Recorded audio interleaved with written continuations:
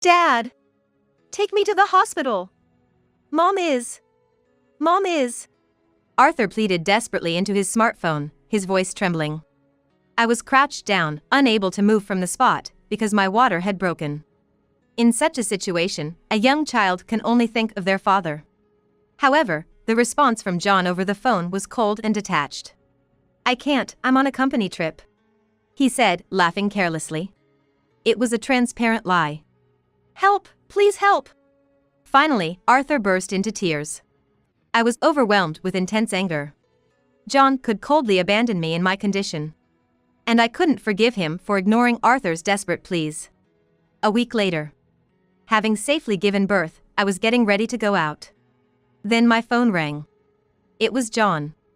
Arthur answered the call for me, as my hands were full. Where's Mom? Arthur replied clearly. About to be buried. What do you mean? Hey, Arthur! John, taken aback, stammered. What do you mean? Hey, Arthur! Ignoring John's frantic questions, Arthur ended the call. Let's go, Mom. Yes. There's work to be done now. We headed to a specific place. Ready for our modest revenge.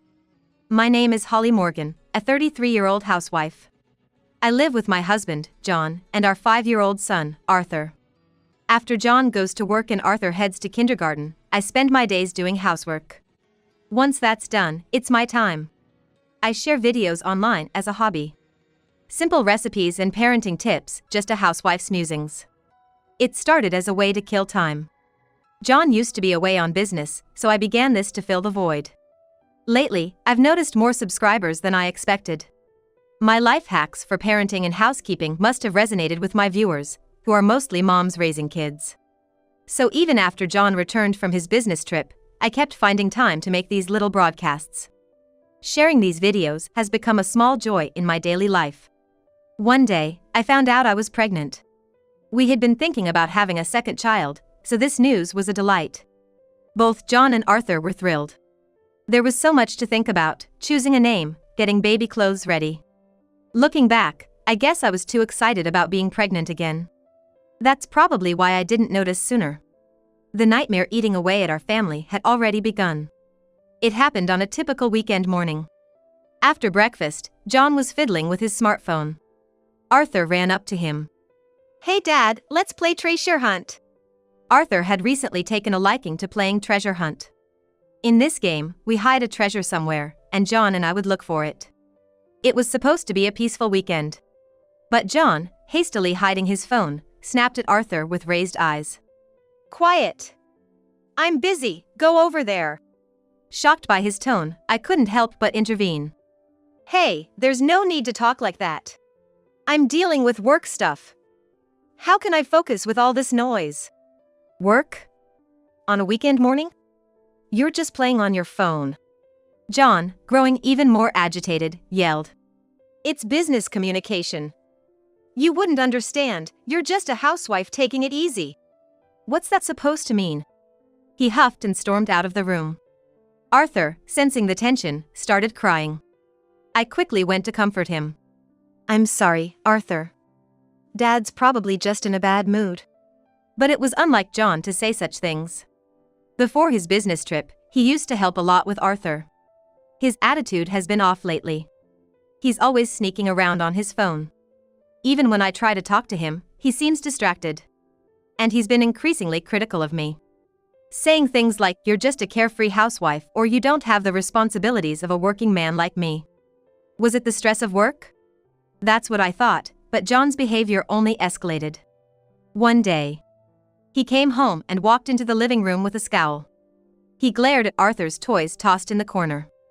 Hey, why aren't these picked up? I had just put away the toys in the toy box, but it seems I forgot some. Oh, sorry, I said, hurrying to tidy up. Geez, you're a housewife and can't even discipline the kid properly. I come home tired from work and have to deal with a messy house. Again, he made a snide remark. Don't be mad, Arthur said in a near-tearful voice, stepping in front of me. As if to shield me. But John callously trampled on Arthur's tender heart. With a bored look, he snapped at Arthur, move. And left the room with a click of his tongue. This recent behavior was just too much. I need to have a serious talk with him. I hugged Arthur, who was crying, and made a silent promise. The next night, John came home. "John, I need to talk to you." "What is it?" "Make it quick, I'm tired," he replied, as indifferent as ever. I started anyway. "About your recent attitude." Before I could finish, John raised his voice, talking over me. "I'm gonna be away on a business trip for 2 weeks starting next week." "What? That's sudden." "And for 2 weeks?" "Yeah. It's more like a trip for work. The bosses are targeting new clients in a different area, and we'll do a bit of sightseeing too." "Man, it's a hassle being dragged along." "I see. Yeah, I don't need dinner tonight. Good night." "Wait. We're not done talking." But John ignored me and went straight to the bedroom. We used to have a light drink and chat about our day after Arthur went to bed. But now, that atmosphere is completely gone. John locked the bedroom door, shutting everyone out. I sighed, finished up the remaining housework, and turned on my computer. I was working on combining a video I shot the other day with narration. It's the usual video editing I do. Previously, I focused on simple household tips, but lately, it's mostly about John. I created a segment about husband troubles, saying things like, "I feel like my husband has become colder recently." Surprisingly, these topics seemed in demand, and my view count has increased. Today, I also briefly talked about the recent interaction with John. After posting the video, comments started trickling in. "Your husband is terrible. He doesn't understand your struggles at all." These empathetic comments helped me calm my emotions. But one comment caught my attention. "A sudden business trip? Sounds like an alibi for cheating." Cheating, I had a faint suspicion, but I was trying not to acknowledge it. I'm starting to think it might be true. John's recent behavior has been inexplicable. One day, while doing household chores and wrestling with these thoughts, I was looking for receipts to update our household budget. They should be around here somewhere, I thought, searching everywhere but finding nothing. As a last resort, I checked a small chest in the living room, typically holding Arthur's kindergarten stuff, thinking maybe the receipts got mixed in there. That's when I found the bottom of the first drawer was removable. What's this? It was a hidden compartment. The chest wasn't originally like this. Someone had deliberately modified it to be hard to find. It wasn't me. So it must have been John. A sinking feeling hit me as I looked inside and saw something unfamiliar.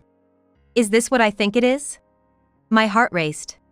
Trying to calm down, I took a deep breath and turned on my computer. I decided to post a video urgently about what I had just found. I wanted to hear my viewers' opinions right away. I had a hunch, but I needed confirmation. Soon, comments poured in. Reading them, I realized my suspicions weren't wrong. The week began, and it was Monday. John would be away for a while.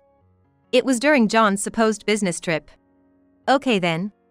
Arthur was at kindergarten, and John wasn't coming home. I decided to take this opportunity to act. And then the weekend came. I had almost everything ready. I thought I'd be fine whenever John returned. That morning, while doing my usual housework, I suddenly felt a pain in my stomach. At the same time, I felt a warm sensation flowing down my lower body. Could it be my water broke? I needed to get to the hospital immediately. I was hit by waves of labor pains. In between them, I quickly got dressed. Then, I packed my bag with insurance cards, a change of clothes, and towels. But then, a strong pain hit me. I thought I could still move. But the pain was so intense that I involuntarily crouched down. I tried to find my smartphone to call a taxi, but it was nowhere to be found. Mom? Arthur had woken up. Arthur, my phone. I pleaded desperately. Hardly able to speak. Arthur, shocked by my condition, found my phone nearby and grabbed it. He seemed to make a decision and frantically operated the phone. He often plays games on my phone, so he knows how to use it. Arthur shouted into the phone. Help! Mom can't move. She looks in pain. It sounded like he was talking to someone. Luckily, the speaker mode was on, so I could hear the other person's voice. What's it now, Holly? I'm at a good part here. Huh? Is that you, Arthur? Of all people, John was on the other end. Dad! Take me to the hospital! Arthur pleaded desperately. In such a situation, a young child can only think of their father. But the response from John was cold. I can't, I'm on a company trip, he said, laughing carelessly. Help, please help! Finally, Arthur burst into tears. In the midst of severe pain, I couldn't forgive him. It seemed like he didn't care that I was suffering. And to ignore Arthur's desperate pleas so callously was unforgivable. Crying, Arthur hung up the phone and called someone else. Grandma! Grandma! Arthur? What's wrong? It seems that Arthur, with his shaky little fingers, managed to call my mother. I then lost consciousness from the pain. When I came to, I was in the hospital. I was in bed, with my parents looking over me worriedly. As soon as I regained consciousness, the pain returned. I grimaced. Holly, are you okay? Arthur called us. He said you couldn't move and was desperate to get the message across. Arthur must have been terribly upset, but he had cried himself to sleep earlier. He was now in the hospital's childcare facility, my mother explained. We called the ambulance after hearing Arthur's call. It's amazing, only 5 years old. My mother remarked wistfully. By the way, we couldn't get a hold of John. My father sighed. It seemed my parents had tried calling John too, but to no avail. They knew he was supposedly on a business trip, but of course, that was unlikely. He was probably enjoying himself. I quietly burned with anger. This wouldn't go unanswered. But first, there was something I needed to do. After my parents left the room, doctors and nurses came in to prepare for the delivery. After hours of battling labor pains, I gave birth to a girl named Hannah. Hearing Hannah's healthy cries, I might have been released from the tension. I fell asleep. I woke up a full day later. Thanks to the sleep, I felt a bit better. I sent John an email about the birth. But there was no reply. Driven by desire, he probably wasn't thinking about his wife and child.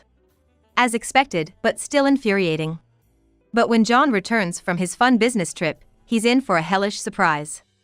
Imagining his face then, I smirked wickedly. Thanks to my parents' care, I was recovering smoothly after giving birth. On the day of my discharge from the hospital, I was joined by my parents and Arthur, who had been staying with them. Hey Mom, are you feeling better now? Arthur looked at me worriedly. Yes, I'm all better now, I answered with a smile. I realized how much anxiety I must have caused him recently. I hugged Arthur and stroked his head. Hey, let's play treasure hunt again soon, Arthur said with an innocent face. Sure, it's been a while. What should we bury? Well, he whispered something in my ear, leaving me speechless in surprise. A week later, my phone vibrated. Mom, your phone is ringing, Arthur called out. As I was getting ready to leave, I replied, I can't answer it now, just leave it. Then, Arthur, staring at the screen, answered the call. From a distance, I heard a muffled male voice. It seemed to be John. Hey, Holly! What, Arthur? I'm coming back tomorrow. Where's Mom? She's about to be buried. What? John sounded confused. What do you mean? Hey, Arthur? Let's go, Arthur. I called out to him, and with a smile, he hung up the phone. We had a task to do. I went out with Arthur to complete a certain task. By the time we returned home, it was already dark. My postpartum body was completely exhausted. Arthur, tired as well, fell asleep, so I left him and Hannah with my parents who live nearby. There was still something I had to do. I decided to wait for John's return. Early the next morning, the front door swung open with force. Holly! Hey, where are you? A frantic John entered the living room. He looked back and forth between me and a chest in the corner, hesitating about what to do. I smiled knowingly. You're late, John. I finished burying it yesterday. Huh? What are you talking about? Arthur also mentioned burying something. The ring, I replied, causing John to turn pale. I know everything. The ring you hid there, were you planning to propose to your mistress? It even had both your names inscribed on it, how thoughtful. I pointed at the chest, and John's face turned even paler. How did you know? I knew everything. And it started with the video I streamed. I had talked about John's recent strange behavior in the video, and one of my viewers suggested he might be cheating. Then, the ring from the hidden compartment of the chest. A brand new one from a famous brand with both names engraved. I confirmed my suspicion. After discussing it in another video, viewers advised me to hire a private investigator. Especially if I considered divorce for substantial evidence for alimony. Right after John left for his business trip, I commissioned an investigation. As expected, John was cheating. The other woman worked at a snack bar in the town where John was previously sent for work. She was Rachel, 23-year-old. It seemed John, lonely from living alone, began frequenting the bar. Eventually became romantically involved with her. It's a common story so far. Normally, such relationships end once the work assignment is over. But not for them. They continued even after John returned home, sneaking around to stay in touch. He started treating me worse. And then, pretending to go on a business trip, he went back to his old work town to frolic with her. And the ring was indeed intended for a proposal to her. How deeply he must have been involved. Proposing to another woman while having a wife and children is laughable. Rushed back because you gave the wrong ring to your mistress and she got mad, maybe? My words changed his expression. You did that? It was you. Yes, I switched the ring in the chest. Anticipating he would give it to his mistress during the trip. I replaced it with my own wedding ring, one that John had given me years ago. I was happy then, but I don't need such a thing anymore. What have you done? The ring was the wrong size, and it had your name on it. Rachel was furious. I don't know anything about that. John frantically opened the chest and searched thoroughly. Where did you hide the real ring? Didn't I tell you? I buried it. What? I replied. John was at a loss for words. Right then, the front door opened. John, are you okay? Isn't it over yet? Idiot. Don't come in. It was Rachel standing there. I had seen her face in the photos provided by the private investigator, but in person, she was just a flashy young woman. She had apparently followed John. Likely upset after receiving my ring with a different name on it. John must have pacified her, saying the real ring was at home. But unable to wait, Rachel decided to follow him. I could imagine such a ridiculous story unfolding. Huh, so this is John's wife? Just some old lady. Rachel said mockingly with a laugh. She thought flaunting her youth would give her the upper hand. Her naivety almost made me sigh. Ah, the mistress Rachel, right? Let me guess, dropped out of vocational school for quick money, working at a cheap snack bar? But you couldn't attract any wealthy men, so you settled for a married businessman who's not going anywhere, feeling triumphant over his wife. Is that about right, Rachel? What? Rachel was speechless, hitting the nail on the head. I had already investigated all this. In today's age, once you know a name, social media does the rest. Someone like Rachel, craving validation, would surely share her history somewhere. Sure enough, her social media revealed everything. Rachel said brazenly. So what if it's true? John loves me. He proposed to me, and I got the ring I wanted. Just divorce him already. I was planning to divorce him anyway. There's no point staying with someone like him. John and I had been married for 5 years. Blessed with children. But his infidelity during his business trips, uncaring even during my pregnancy. And the way he treated Arthur and me. There was no reason to continue this marriage. I had decided to divorce him once his cheating was confirmed. By the way, aren't you going to look for that very important ring? Where did you hide it? I didn't hide it, that sounds so sinister. Today, Arthur and I went for a walk on the beach. We played treasure hunt there, it was fun. I said calmly. John's face changed. Don't tell me you buried it there. John muttered, trembling. Then he rushed outside. Where are you going, John? Rachel called out, following him. I too stepped outside the front door. The place where it was buried was about a 20-minute walk away. Clutching my smartphone, I walked briskly. It was the nearby beach. Upon arrival, I saw John and Rachel frantically digging around in the sand. It's not here, where is it, damn it? That ring was expensive. What are you doing? Find it now. They were panicking like fools. I leisurely recorded the scene on my smartphone. They were so frantic that they didn't even notice me filming from a distance. It was comical, and I couldn't help but laugh. This beach was a place our family of 3 used to visit often. We often played treasure hunt here. Arthur would bury something in the sand, and John and I would search for it. The treasure varied, usually something valuable to Arthur. Toy cars, cicada shells, typical boyish stuff. But today, the buried item was the real ring John intended for Rachel. When Arthur recently suggested playing treasure hunt again, I asked him what we should bury. He immediately said, "A ring." I was taken aback. I know about it. Dad has been looking at a ring and smiling recently. What are you talking about? Arthur had been observing John closely. John must have looked at the ring he splurged on, imagining his mistress. It's Dad's important thing, right? If we bury it, maybe he'll come back to find it and return to being the dad we used to know. Arthur said, his eyes shining. Arthur didn't understand. He didn't know the ring was meant for Dad's mistress. He thought since Dad was happy with it, it must be important. He hoped finding the ring would bring back the kind father he knew recently. Arthur's pure heart moved me. And so, earlier today, we buried the ring on this beach. But John, frantically searching now, wasn't thinking about his family at all. His only concern was not upsetting Rachel. As I filmed, I realized I was crying. My heart overflowed with resentment towards John, who had destroyed our family. It was a harsh reality for Arthur, but John would never return to who he once was. Afterward, I went home to edit the footage. They were frantically searching like fools. Thanks to my sound capturing app, I captured their voices perfectly too.